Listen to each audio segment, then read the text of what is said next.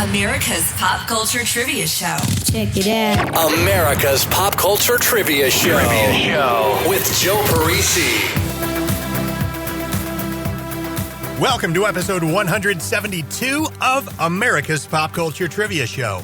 I'm your host, Joe Parisi. Welcome back to the program. Today, I have 3 fast-paced rounds of pop culture trivia put together for you. Your first round today is going to be a music round. Then we'll move into movies. Finish up today with TV for round number 3. If you're new, welcome aboard. Very easy to play along with. I give you 7 questions in each round, and there's just 5 seconds between questions for you to think of the answers. And then when we get to the end of each round, I give you all the answers so you can keep track, see how well you did. It's time to get episode 172 going. Thanks for being here. Good luck. Now let's play. Round 1. Round 1, question 1. From 1989, and an album called The Raw and the Cooked. The song Good Thing was the second and final song from this band to top the Billboard Hot 100. Name the band.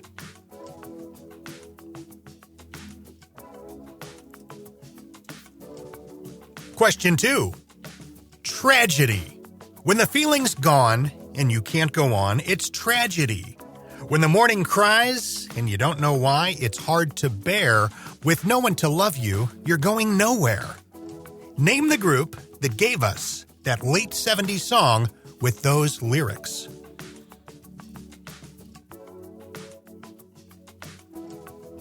Question 3 from 1988. Name the Erasure song that was their biggest hit and that begins with these lyrics. I tried to discover a little something to make me sweeter. Oh baby, refrain from breaking my heart. I'm so in love with you. Name that Erasure song.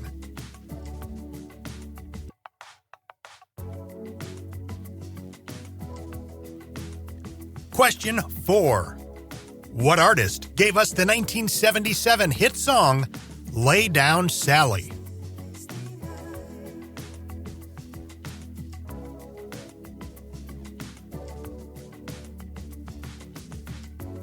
Question 5. What early 70s hit song gave us these lyrics? Everybody here is out of sight. They don't bark and they don't bite. They keep things loose. They keep things light. Name the song.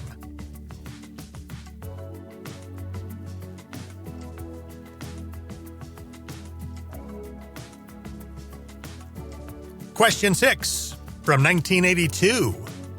Do what they say what they mean, one thing leads to another. What band gave us the song One Thing Leads to Another?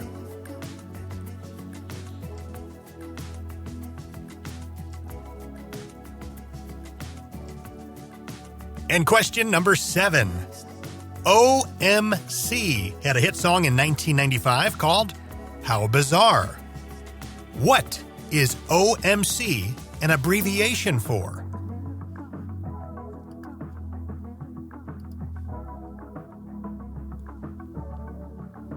And that's going to do it for round number 1. Here come your first 7 answers. Question 1 from 1989 in an album called The Raw and the Cooked.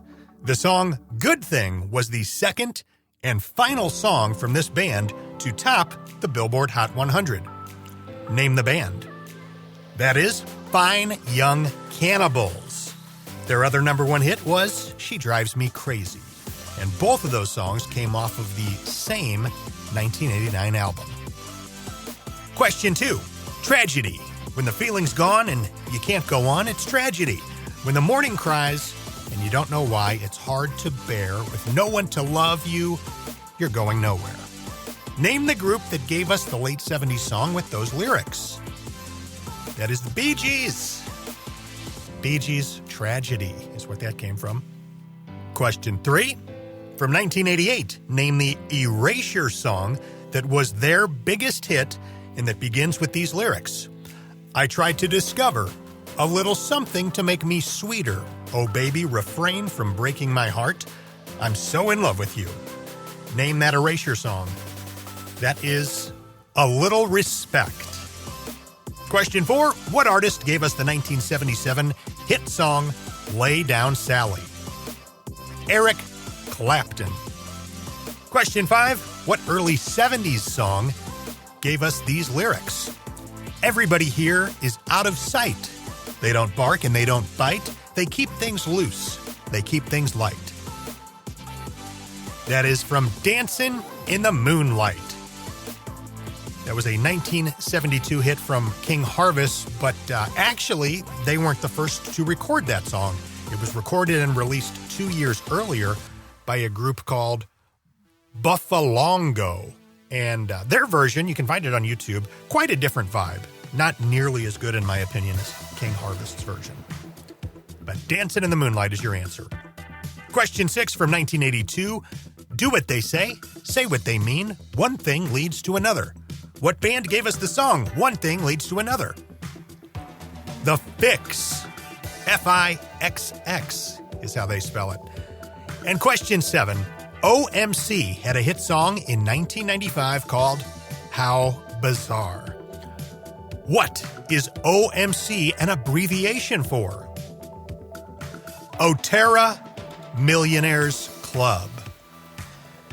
So OMC is actually a group. It is not one guy. I, for a long time, thought it was that guy that you see in the video. But no, it was a group. Mostly what they did was hip-hop. They were kind of these pioneers in New Zealand's hip-hop scene in the 90s. And the guy that stars in the video, the vocals in How Bizarre, that's a gentleman named Paul Fuemana, F-U-E-M-A-N-A. And I also didn't know this. He actually passed away back in 2010 at the age of 40. I had no idea until I came across something on TikTok. The song was kind of, being used in some videos that were going viral, and I got down the rabbit hole, and I was like, oh my gosh, guy passed away 20-something years ago, 24 years ago. How bizarre. Round 2. Your second round for episode 172 is all about movies. Question number 1. The Blue Oyster is a fictional gay bar in what 1984 film?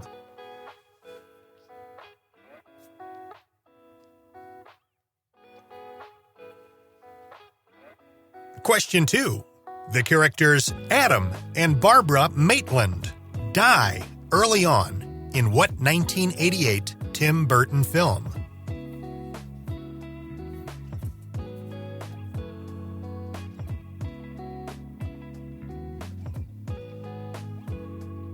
Question 3. It's a film that features Cyndi Lauper and Nathan Lane.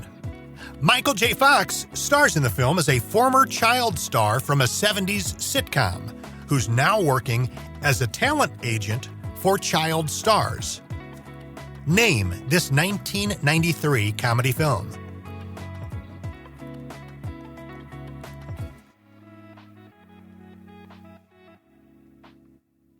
Question 4.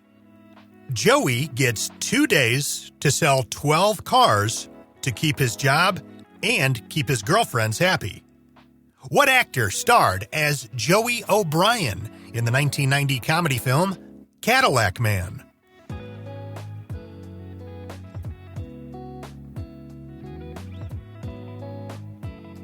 Question 5.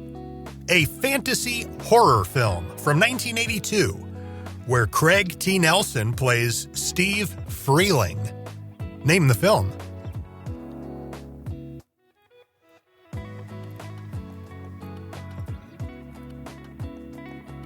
Question 6. This actress played Wayne Campbell's ex-girlfriend Stacy in the 1992 movie Wayne's World. She gave him a gift at one point in the film, a gun rack. Name this actress.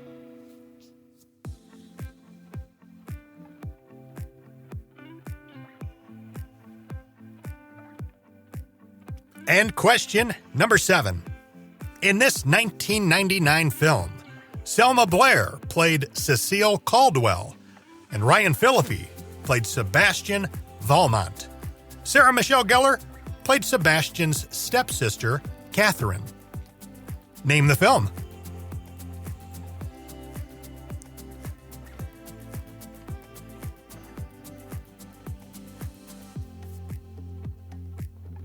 That'll wrap up round number 2. Here come your answers. Question 1. The Blue Oyster is a fictional gay bar in what 1984 film? Police Academy.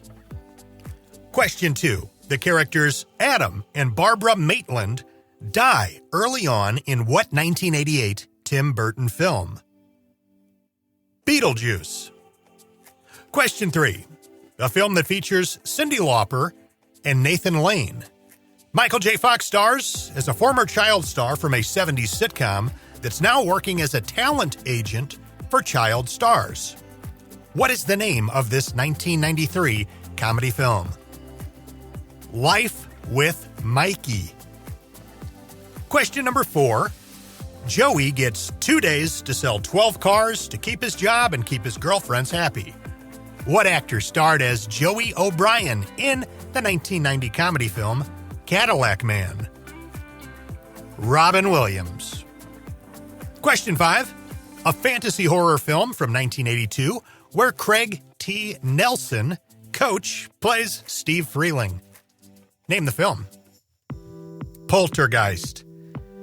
Question 6. This actress played Wayne Campbell's ex-girlfriend Stacy in the 1992 movie Wayne's World. She gave him a gift at one point in the film, a gun rack. Name this actress. Lara Flynn Boyle. I guess, does she say Lara or Laura? L-A-R-A. Could go either way.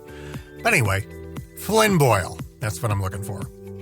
And question 7. In this 1999 film, Selma Blair played Cecile Caldwell.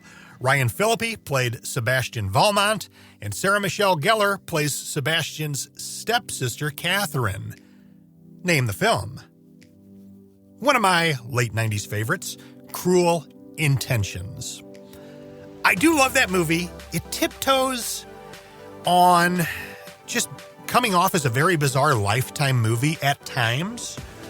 I think the score is kind of weird. The soundtrack, the actual songs are awesome, but the instrumental score stuff they use is a little B-movie, a little soap opera-ish at times, but they make up for it. It's a cool movie, and the final scene there with the Verve's Bittersweet Symphony, I'm not giving anything away, but great ending. They picked the perfect song, and it just pulled it all together and made you think, wow, that was a cool movie. Round 3. Today's third and final round is a television round. Question number 1. A reality show on the E! Network that ran for one season in 2008. It documented the daily lives of Lindsay Lohan's family, with most of the focus on her mother and manager Dina and her younger sister Allie, and Allie's quest to enter show business. What was the name of this show?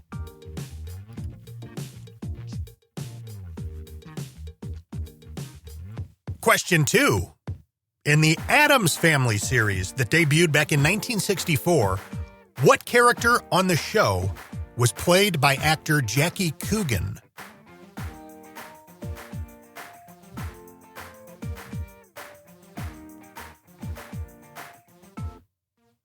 Question 3. Actor Bruce McGill might be remembered most for playing the character D-Day in the 1978 comedy movie Animal House. But from 1985 to 1992, he played a recurring character named Jack Dalton on a TV series. The character, Jack Dalton, was an old aviator friend of the show's main character, and he had a weakness for getting into get-rich-quick schemes that tended to get the characters into trouble. Name the show where Bruce McGill played Jack Dalton.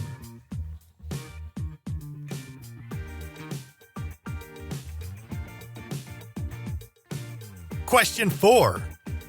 Actor Alan Kayser played a character named Bubba Higgins on a show that was set in the city of Raytown. Name the show.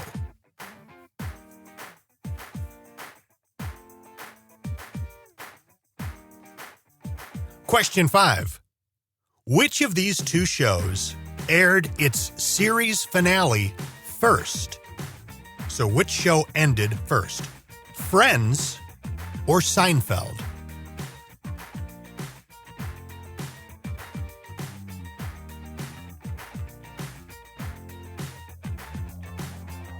Question 6. This is a tough one. The following 4 films all had animated TV show spin-offs. Free Willy, Dumb and Dumber, Ace Ventura: Pet Detective, and The Mask. Of these 4 animated shows, all of them but one made it past the first season. One was canceled after season 1.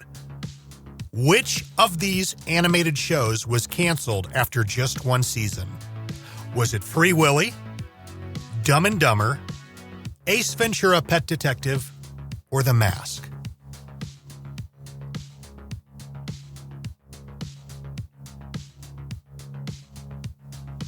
And question 7, name the actor who played Ben Seaver on the TV series Growing Pains.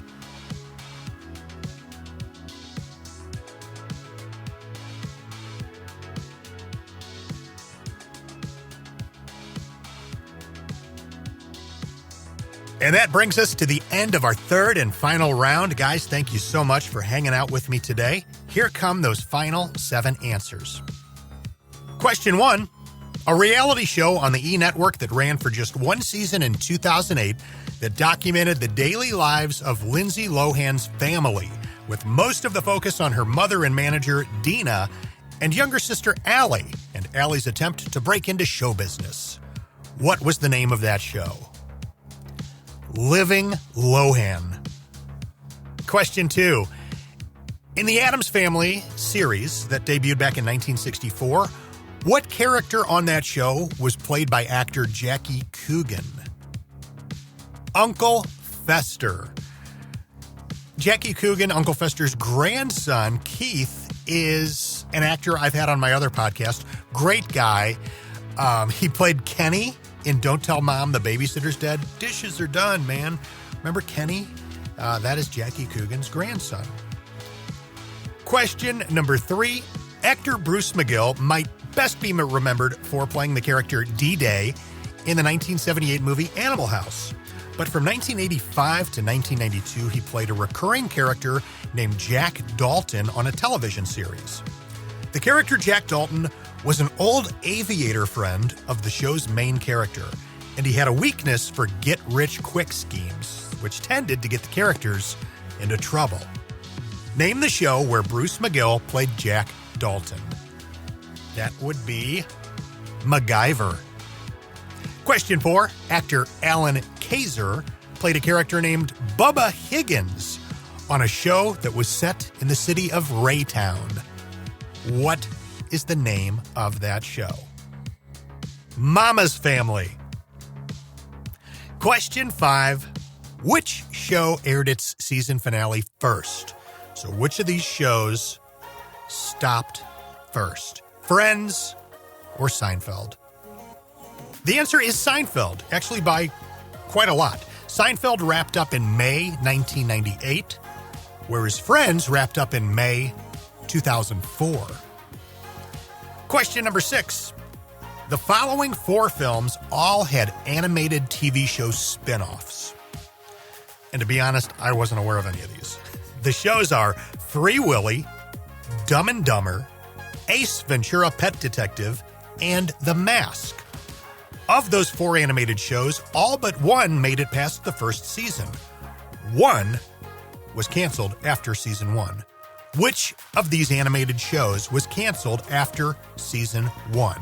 Free Willy, Dumb and Dumber, Ace Ventura: Pet Detective, or The Mask? The answer is the Dumb and Dumber animated series. That ran for just one season. It was in 1995. Neither Jim Carrey nor Jeff Daniels provided the voices for their respective characters. Lloyd Christmas, the voice of Lloyd Christmas, Jim Carrey's character, was actually done by Matt Frewer. He's the actor who was Max Headroom back in the 80s. He's in Honey, I Shrunk the Kids. Great actor, but that's who was the Lloyd Christmas voice. And if you can picture him in your head, picture him in Honey, I Shrunk the Kids, and he's kind of got the Lloyd Christmas voice. That's just his voice. Totally works. Final question, question 7. Looking for the name of the actor who played Ben Seaver on the TV series Growing Pains. Jeremy Miller. This has been episode 172 of America's Pop Culture Trivia Show. My name is Joe Parisi. Thank you so much for listening. You can always follow along with me on Instagram at Joe Parisi VO. It's VO as in voiceover, Joe Parisi VO. My website, joeparisivoiceover.com. There's a tab you can click on if you'd ever like to send me an email. And lastly, if you haven't already left this show a rating and review on either Apple Podcast or Spotify or wherever you listen, I would greatly appreciate you doing that. You guys are the best. Talk to you in 2 weeks. See ya. America's Pop Culture Trivia Show with Joe Parisi.